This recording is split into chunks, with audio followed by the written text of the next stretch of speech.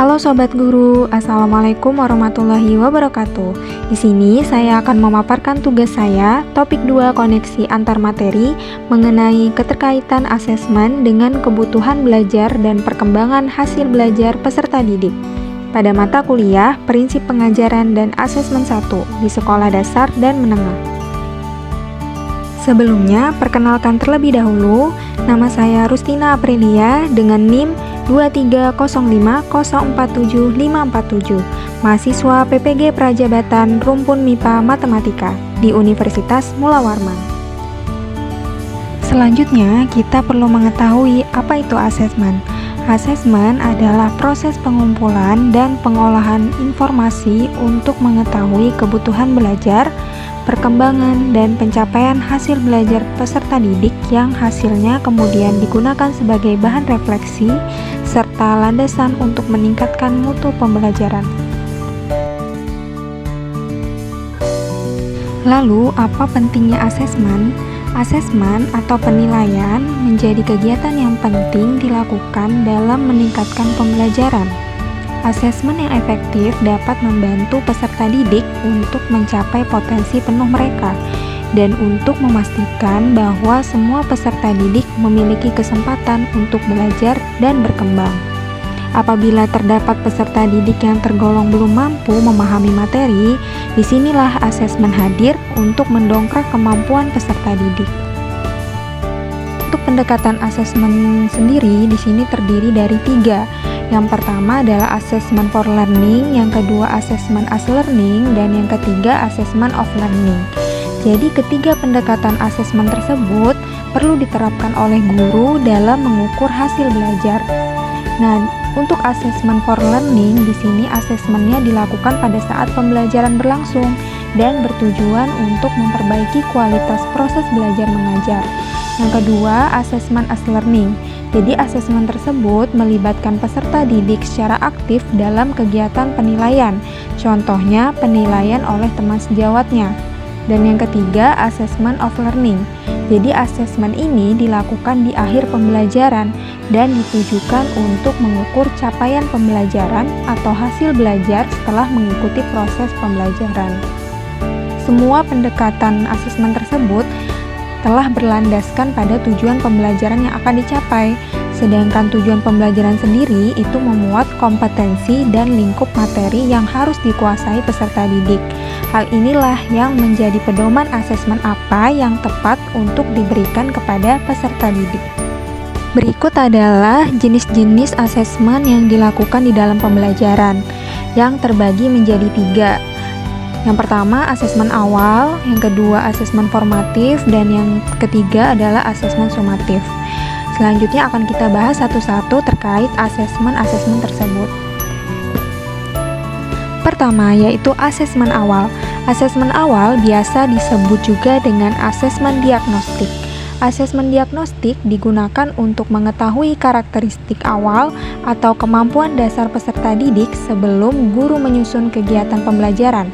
Jadi, asesmen diagnostik di sini itu terdiri dari 2. Yang pertama, diagnostik kognitif. Jadi, diagnostik kognitif ini dia dilakukan untuk mengukur kemampuan awal peserta didik. Sedangkan diagnostik non-kognitif di sini meliputi dukungan, motivasi, kemampuan sosial emosional yang berkaitan dengan hal-hal yang pada saat mereka belajar, apakah mereka sedang dalam keadaan senang, sedih, dan sebagainya. Kedua, yaitu asesmen formatif. Asesmen formatif adalah asesmen yang berorientasi pada perkembangan kompetensi peserta didik. Asesmen formatif dapat dilakukan saat kegiatan belajar mengajar berlangsung dan dijadikan sebagai dasar dalam melakukan refleksi terhadap keseluruhan proses belajar yang sudah dilewati. Hasil asesmen formatif dapat dijadikan acuan untuk perencanaan pembelajaran selanjutnya dan melakukan revisi apabila diperlukan. Yang ketiga, asesmen sumatif. Asesmen sumatif bertujuan untuk menilai pencapaian tujuan pembelajaran peserta didik secara keseluruhan. Asesmen sumatif dilakukan pada akhir proses pembelajaran. Dapat dilakukan sekaligus untuk 2 atau lebih tujuan pembelajaran sesuai pertimbangan guru. Asesmen ini menjadi bagian dari perhitungan penilaian di akhir bab, akhir semester, atau akhir tahun. Dalam melakukan asesmen ada beberapa tekniknya. Jadi teknik yang bisa dilakukan dalam melakukan asesmen itu diantaranya ada bisa melakukan observasi, tes lisan, tes tertulis, proyek, portofolio, penugasan, dan kinerja. Selain itu ada juga instrumen asesmen. Jadi instrumen asesmen yang bisa dilakukan guru yaitu bisa dengan cara rubrik penilaian, checklist, catatan anekdotal, dan grafik perkembangan. Sebagai contoh, di sini ada contoh kasus. Misalkan seorang guru matematika sedang mengajar materi tentang trigonometri. Guru ingin mengetahui seberapa baik pemahaman peserta didik tentang materi tersebut sebelum melanjutkan ke materi berikutnya. Asesmen yang bisa dilakukan guru yaitu bisa digunakan asesmen formatif. Teknik asesmennya yaitu dengan tes tertulis. Instrumen asesmennya bisa dilakukan dengan cara rubrik penilaian. Selanjutnya adalah contoh kasus yang apabila terdapat peserta didik yang masih belum mampu dan kesulitan dalam memahami konsep trigonometri. Guru juga bisa melakukan dengan cara asesmen formatif, namun teknik asesmen yang diganti. Dalam hal ini, guru bisa menjadi fasilitator dalam menentukan teknik asesmen apa yang bisa membantu peserta didik yang tadinya belum mampu menjadi mampu. Dengan cara teknik asesmennya bisa dilakukan dengan menarik, kreatif, dan juga menantang bagi peserta didik.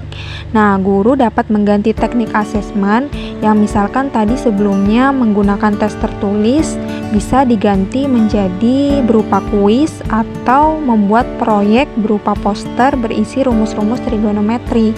Proyek di sini bisa proyek berupa membuat poster bergambar atau membuat video dan lain sebagainya. Keterkaitan asesmen dengan kebutuhan belajar peserta didik. Sebenarnya apa sih keterkaitan antara asesmen dengan kebutuhan belajar?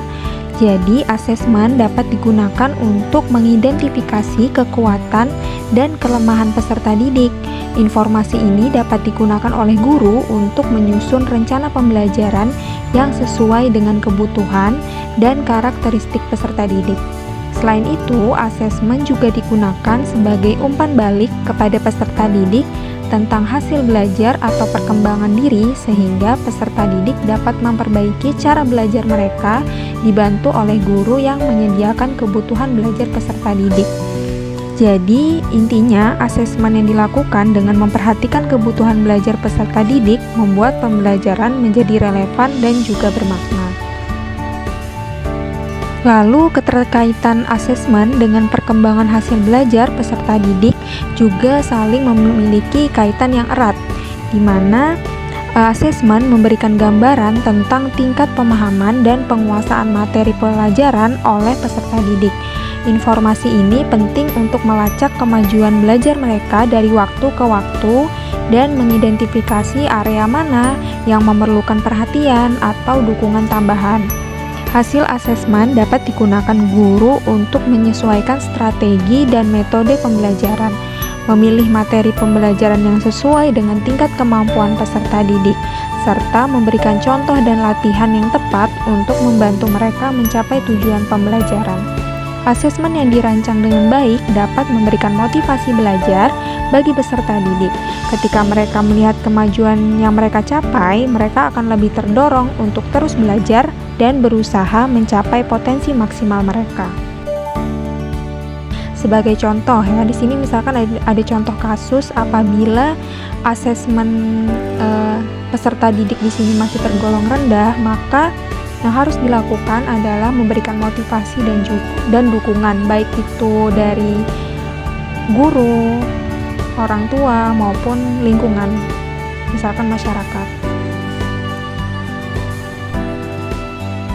Lalu untuk peserta didik yang apabila dia asesmennya masih tergolong memuaskan, maka yang harus dilakukan oleh guru yaitu mengasah kembali dan menindaklanjuti dengan cara Misalkan peserta didik ini sudah mampu memahami konsep materi trigonometri dan sudah bisa menyelesaikan soal-soal trigonometri dengan sangat baik, maka guru bisa melakukan dengan dua cara. Misalkan yang pertama yaitu memberikan soal-soal tingkat tinggi yang berkaitan dengan aplikasi trigonometri dalam kehidupan sehari-hari.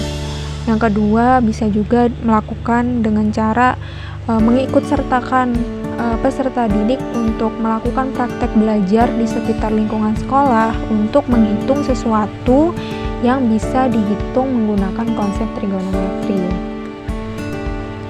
Baiklah, sekian pemaparan saya terkait koneksi antar materi hari ini.